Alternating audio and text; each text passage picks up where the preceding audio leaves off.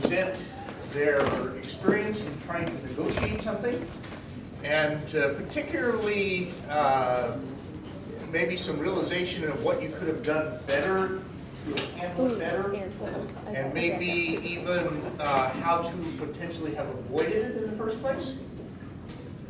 Achieved alignment before you need to negotiate something that's not in alignment, okay? If you can conceive of that.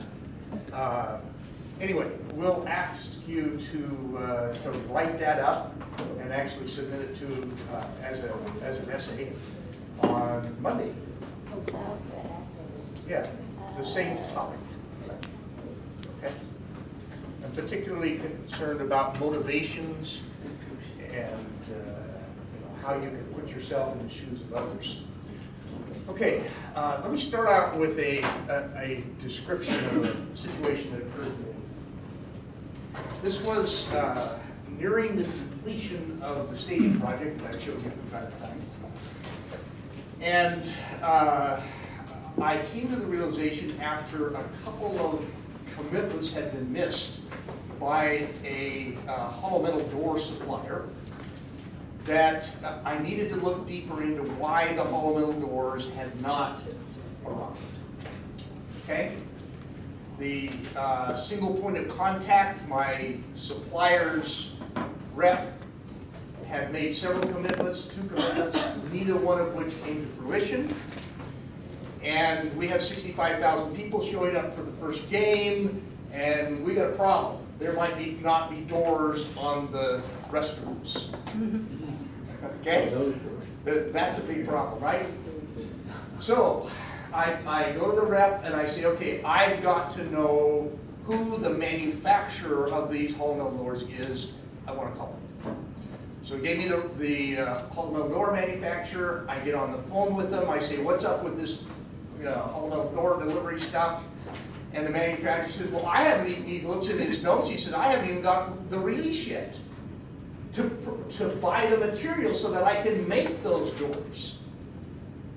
And I'm saying, oh my gosh, my resume is floating before my eyes, right? I got 65,000 people showing up and I've got no doors on the restrooms. Okay, so I say, all right.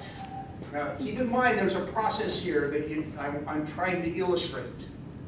Okay, I already know who's responsible, right? Okay, but not completely. I say to him, my next focus is on what do we do about this, right?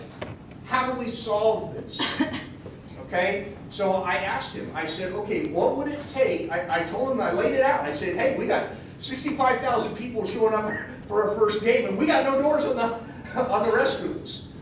Assuming we get you the release that you asked for, what would it take for you to get them delivered? And I knew, I looked at when I needed to absolutely have them, so that we could get the hardware on them and actually get them hung, okay, and available. Maybe not painted, but hung in place so that we got at least the morality of the thing covered, right? So he says, he thinks for a while. He says, okay, well, first of all, we would have to fly the material in to our shop. Okay, we're talking 50,000 pound rolls of steel here. We got to fly that in. Okay. Next thing we have to do is I got to put on a 3rd shift in order to meet your date. Okay. Then you've got to have somebody show up at my office with a truck. We'll load the truck and you drive it back to the job site. And I said, okay, if I can get you a commitment to pay for all of that, the increase in costs to do that, will you do it? Yes. Okay, next thing I do is I go back to my supplier, right? I'm way past now dealing with this single point of contact, right? I go to the owner. I got to get to somebody who's got a reputation on the line, because I got to think about how do I get him to want to pay all this extra money, what I need to have done in order, to keep my job, if you will, okay, to get this project done on time, okay? So I go back to the president of this organization, who is an owner of the company. and I explain the situation. And I don't call this guy, nasty names. I give him the facts. This is the commitment that I made, or that he made to me. This is the commitment he remade to me, and none of that happened. Then I just talked to the manufacturer. He hasn't got the release yet. And then I pop the question. I say, do you want to be responsible for 65,000 people showing up to this first game and there are no doors on the restrooms? He says, no. What do I need to do? Okay? You got to understand, here's a process. You got to have done your homework. I need to be able to answer that question, right? So I tell him exactly what he needs to do to be able to do that. And then we would have the crews available to actually get the hardware, doors hung, hardware on the doors. And then I ask, are you willing to do that? And he says, yes. Okay? And he fulfilled his commitment. The doors came, we got the doors hung, they weren't painted, they were primed, but they're not painted. Okay? And the game happened. Okay? We completed the work. Okay, so with that introduction, I want you to, let's just go every fifth person, starting right over here. 1, 2, 3, 4, 5. Would you tell us your experience? Yes. All right. Stand up. Who said that? Hey, would you point the camera in his direction so you can see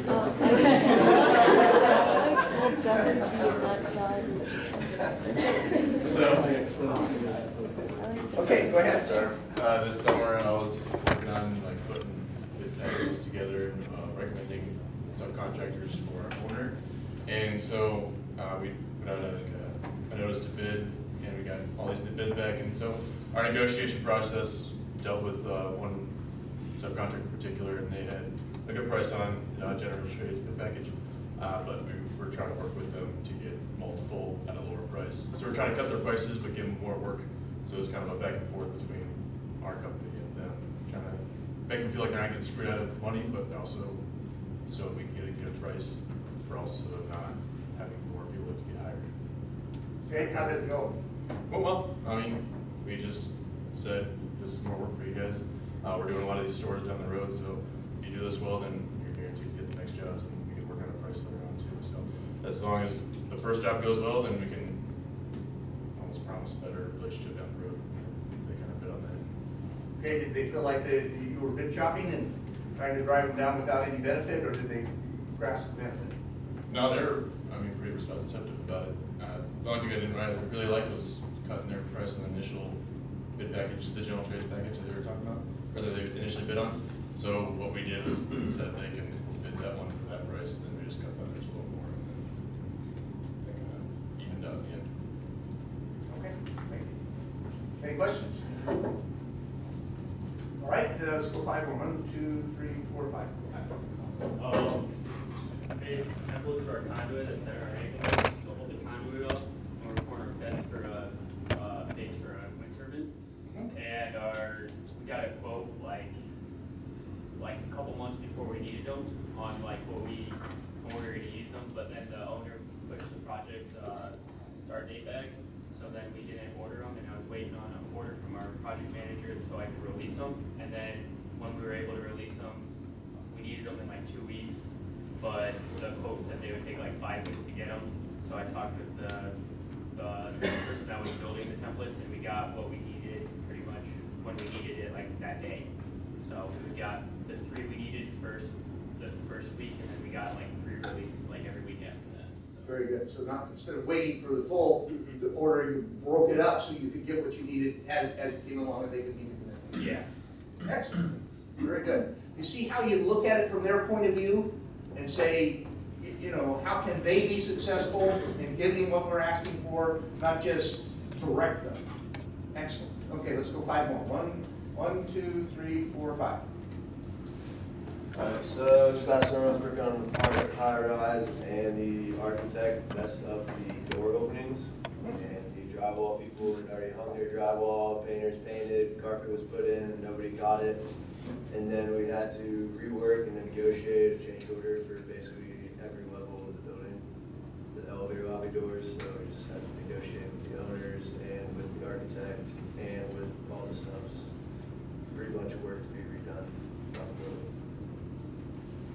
Okay, so how did you handle the error or omission? Whose responsibility was it? Well, the architect, but then GC, us also didn't catch it.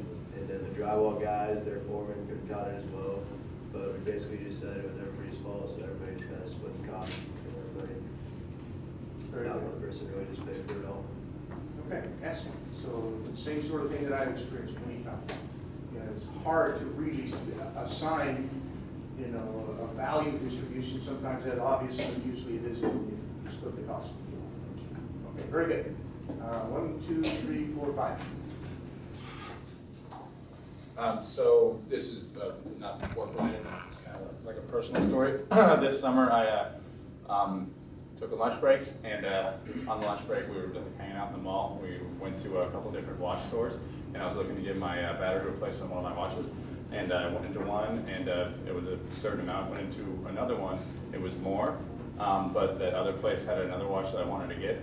So essentially I kind of told them, like, you know, I'll give you my business if you give me a discount, because this other place is replacing batteries for a lot cheaper, but they don't have the watch that I want. So essentially we kind of talked it out, and he ended up giving me like a 20% discount. Okay, very good. Again, from his perspective, how do I win, right? We're able to understand that and pursue it. Very good. Thank you. Okay. 1, 2, 3, 4, 5. So this summer I was tasked with finding the best position to put our barges for a certain activity. And my job was to kind of reduce the number of moves we would have to do with a tugboat, because tugboats cost like thousands of dollars a day, and we wanted to not have to use those very much. So I created a plan, and it was what I thought was best, you know, it'd be the cheapest option. But then I had to negotiate with the foreman and the operator, because they wanted more moves to be able to have better access to the areas they needed to work in. So I negotiated with them to get an appropriate number that still saved us money, but they also felt happy in that I was like taking into consideration the work that they would have to do. Any questions? Very good, thank you. 1, 2, 3, 4, 5. So I've been, well, it's not really like business related, people like family, but I've been selling my house over the past like couple months. So then, you know, there's a buyer for the house, they want to like lowball the price, and then I sort of had to negotiate with them a decent price and get it appraised and all of that stuff, and figure out like the lot price and, you know, neighborhood price, all those things. Okay, so how did it go? Kind of well, it's sold. It's sold, okay? And you were happy with the, I mean, you always like to get more money, but you were reasonably happy with the result. It's happy enough. Okay. Okay, and oftentimes that's what it comes down to, is everybody gives something, you come up with something that's not ideal for either one, but it, you know, it is acceptable, and you go forward. Okay, very good. All right, again, go ahead and write those up, and let's submit them for that essay so we can give you credit for the thought and effort that you put forward, whether you got to present that in class or not. Okay, now I want to proceed and again break up into our teams, and I want to have you take a look at this. Okay, the establishment of work standards, both for work process and position. How do we handle various things so that it's best practices?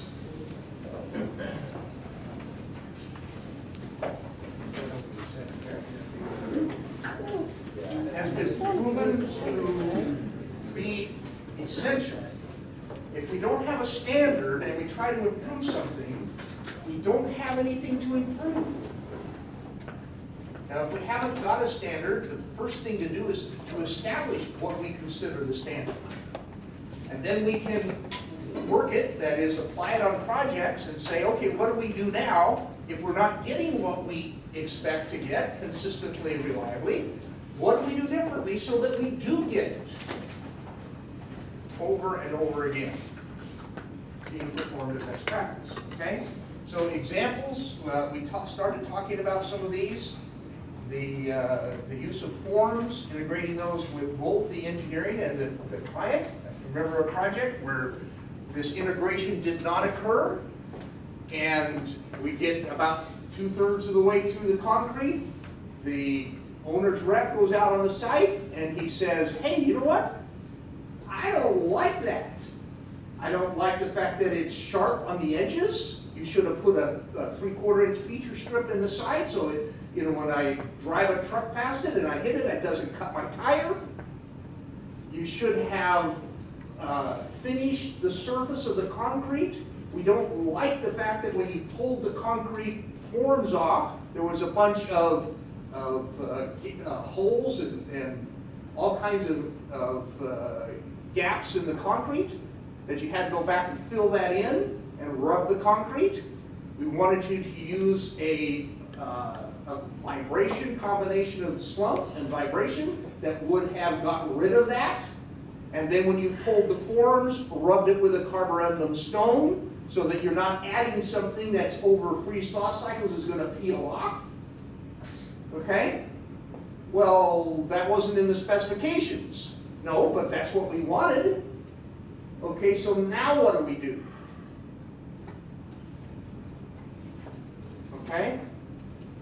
And it was so bad, it looked so bad, that they actually forced us to break off the outside surface of the concrete, reform and pour the portions of it that would be visible. Okay? So it was pretty ugly. So, getting that kind of thing worked in and a task package derived right up front, so we know what the expectations are, whether they're written in the contract or not, okay, can be extremely useful for us in maintaining the relationship. This was a contract that the client had handed to us. Give us a price. We didn't even bid it. They just wanted us to do it because they trusted us. And then we do the concrete work like that. What do you think that relationship ended up like? Yeah. Okay, so again, ready mix inspection, cylinder preparation, temporary storage, transport, all of that using the contractor themselves instead of the client. Having to do it separately so you don't have inspectors standing around at $75 an hour or $100 an hour waiting to take cylinder tests. Okay? And having the quality control of the inspection process being managed by the independent inspector as opposed to actually taking the samples themselves. Okay? Far cheaper. Pouring options, standing in water, we went through that, hot weather concrete and cold weather concrete. Okay, so I want you to answer, I've posted those, I hope you've gone through those online. These are the 4 questions I want you to answer, okay, as you get together in your groups and make a report. Okay, what standards have you experienced in industry or best practice? We're talking work process or position standards now, okay? For value improving practices, they might be called norms or instructions, procedures, directives, forms, okay? Whatever gives you the basis on which you understand what you need to perform, and if you do it, and other people before you, other people after you do what their job is, together you're going to be successful in meeting the client needs, okay? And then what form did those take? For example, how was the expertise transferred to those who need to know? Was it in a big book somewhere? Was it online somewhere? Was it in a project manual? You know, what did you have? How did you get that information to be able to perform that with best practice? And then what attitude did employees or subcontractors take towards these standards? Were they grateful for them? Consider them useless? We already know all that stuff.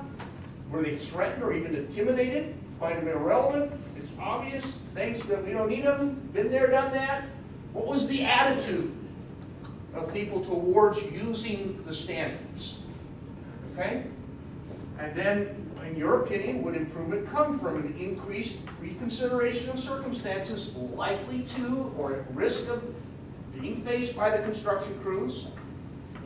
or by the combined expertise of the company, get that information or what you want right up front so we can do it that way and deliver what would be best practice. So the determination of how to achieve reliable excellence in the face of those circumstances actually faced by the teams. Okay, would you perceive there would be value added in more standards being available to project teams? Okay, any questions about that? All right, so let's break up again in the usual fashion. Wow, we got 5 over here. 5, we just go straight down the center here. Okay, and let's see, we got 5 here. So you got to come up here with. Well, no, we got 5 up here too. So you got to stay here, I guess. All right, we'll give you about 5 minutes, maybe 6 minutes to. I was gonna move my chair down. I don't like this. I don't like being on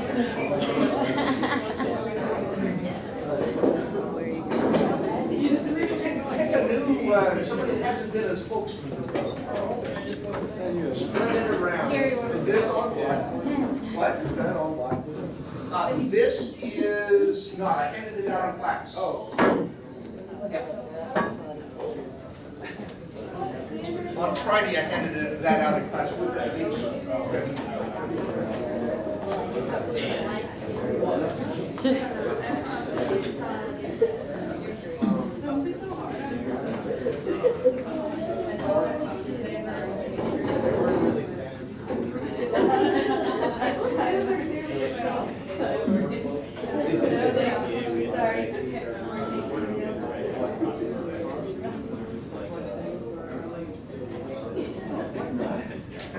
best practice, not improvement.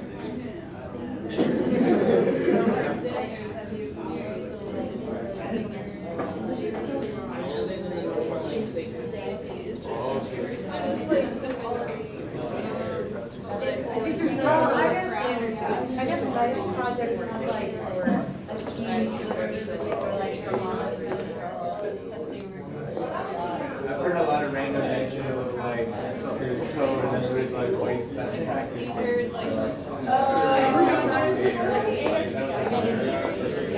don't know what's different. I don't really know them that well, but I just heard it being referenced a lot where like, they're talking to sub and like, this is the way it's like, yeah, like, you know,